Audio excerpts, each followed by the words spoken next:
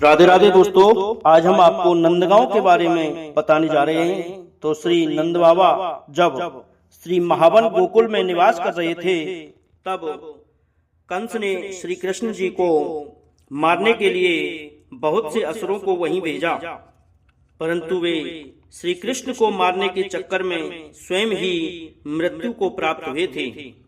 इसी कारण से श्री नंद बाबा श्री कृष्ण की रक्षा हेतु यहाँ आकर निवास करने लगे। यहाँ उनके निवास के कारण ही उनके नाम के अनुसार इस गांव का नाम नंदगांव पड़ा। नंदगांव नंद बाबा का निवास जिस पर्वत पर था, उस पर्वत का नाम नंदीश्वर पर्वत था। नंद बाबा के निवास स्थल से गांव का क्षेत्रफल लगभग 4 किलोमीटर है। नंद बाबा के निवास स्थल पर स्थित मंदिर आज भी दर्शनीय है।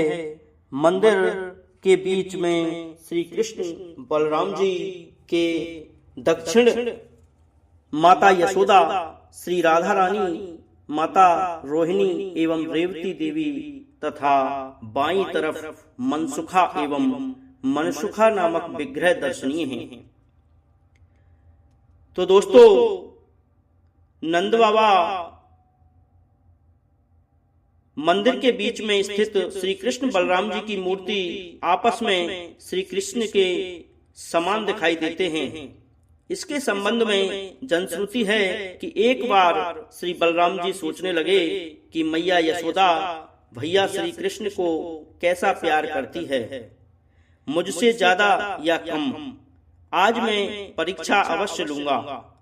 जिस समय कन्हैया मैया के निकट नहीं थे, उसी समय श्री बलराम जी श्री कृष्ण का वेश बनाकर मैया के पास जा पहुंचे। तो मैया से उन्हें समान प्रेम मिला।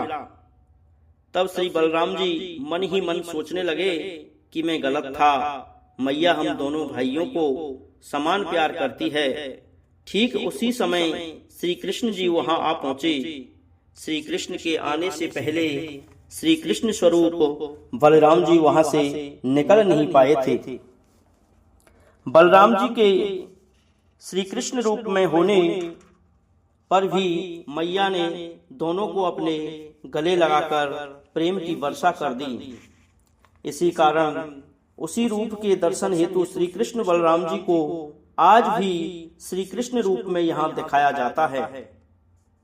मंदिर के ऊपर से चारों तरफ नजर दौड़ाने पर ब्रजवासियों के मकान एवं प्राकृतिक दृश्य तथा लीला भूमि दर्शन सभी के मन को हर लेती है।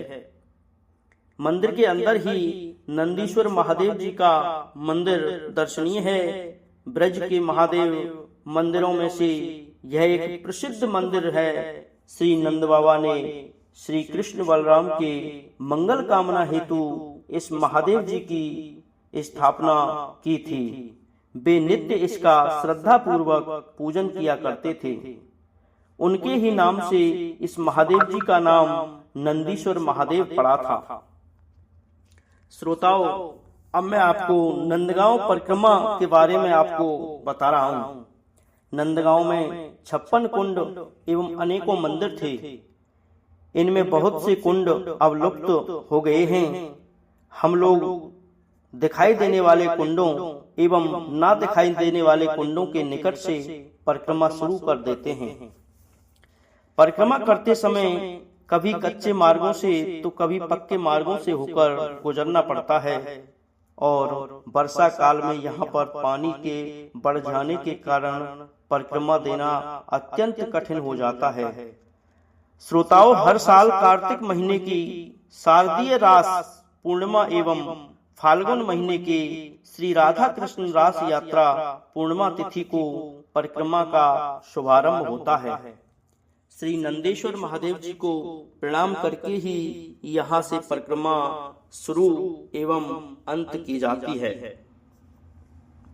श्रोताओं, परिक्रमा चलते हुए कुछ सीढ़ी उतरने के पश्चात ही सामने निताई गौर मंदिर दिखलाई पड़ता है। इस मंदिर के निकट ही रास बिहारी मंदिर स्थित है। इस मंदिर में विद्यमान मूर्ति श्री राधा कृष्ण जी का सम्मिलित रूप। मंदिर दर्शन के पश्चात कुछ उतरते ही श्री राधा मदन मोहन मंदिर दर्शनीय है। चलते चलते श्री यशोदा माता मंदिर एवं यहाँ से कुछ आगे श्री गोवर्धन धारण मंदिर के दर्शन करते हैं। यहाँ से चलते हुए ही श्री मनसा देवी का मंदिर देखने को मिलता है। मंदिर के निकट ही छाछ कुंड स्थित है। इस कुंड के संबंध में कहा जाता है कि नंद बाबा के घर में बहुत सी गायें थीं। इन गायों के दूध से दही से जब मक्खन का निर्माण किया जाता था, तब जो छाछ शेष बचता था उसे लोग इसी स्थान पर डाल देते थे। इसी से इस कुंड की उत्पत्ति हुई, इसलिए इसका नाम छाछ कुंड पड़ा। यहाँ से कुछ ही दूरी पर एवं नंदगांव के उत्तर दिशा में पावन सरोवर स्थित है। इस सरोवर के संबंध में अष्ट सखियों में से विशाखा सखी जी के पिताश्री का नाम श्री पावन गोप था। उन्होंने इस स्थान पर आकर भजन किया था। उनके यहाँ पर भजन करने के कारण ही इस सरोवर का नाम पावन सरोवर पड़ा। श्रोताओं, शास्त्रों के अनुसार श्री कृष्ण के सरोवर का नाम पावन है। इस सरोवर के तट पर मनोरम क्रीड़ा कुंज का समूह विराजित है। इस सरोवर का संबंध श्री दास गोस्वामी पाद ने इष्टबावली ग्रंथ के ब्रजविलास स्तव में 46वें श्लोक में कहा है कि पानी लेने का बहाना बनाती हुई कमल नयनी ब्रज सुंदरीगण प्रेम से भरी जिस स्थान पर बार बार जाती थीं, सविनोद गोपेंद्र नंदन के साथ अभिसार तथा उनके साथ जल विहार आदि किया करती थीं। मधुर झंकार से मुखरित कदम वृक्ष के द्वारा परिव्याप्त वही है पावन सरोवर। मेरी रक्षा करो। इस सरोवर के तट पर अनेकों सुंदर कुंज, कदम वृक्ष, फूलों के बगीचे इत्यादि विद्यमान हैं। श्री मनमहाप्रभु जी एवं श्री वल्लभाचार्य जी ने ब्रज की परिक्रमा करते हुए इस सरोवर के तट पर कुछ समय विश्राम किया था। इस कुंड के तट पर स्थित दोनों की बैठक दर्शनीय है। कुंड के तट पर श्री बिहारी जी का मंदिर, श्री लस सनातन श्री गोस्वामी जी का भजन कुटीर दर्शनीय है। श्रोताओं, इस प्रकार से मैंने आपको नंदगांव के बारे में बताया। तो आपको ये वीडियो अच्छी लगी हो तो लाइक एवं सब्सक्राइब जरूर करना।